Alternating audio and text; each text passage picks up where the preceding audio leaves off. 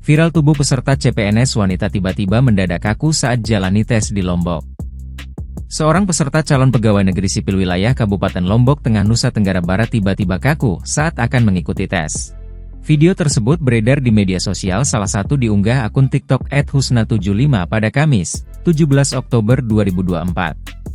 Dalam video memperlihatkan seorang peserta CPNS wanita yang tiba-tiba sekujur tubuhnya kaku saat akan menjalani tes.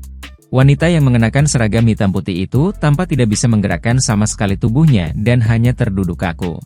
Wanita itu hanya bisa mengedipkan matanya, sementara kepalanya sedikit mendongak ke atas dengan posisi mulut tertutup rapat.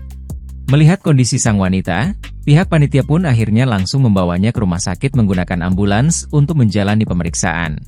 Terlihat petugas dengan sigap mengangkat kursi yang diduduki wanita itu dan membawanya ke dalam ambulans.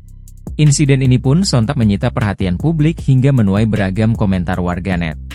Beberapa warganet mengaku pernah memiliki pengalaman serupa, yakni serangan panik yang membuat seluruh tubuhnya kaku.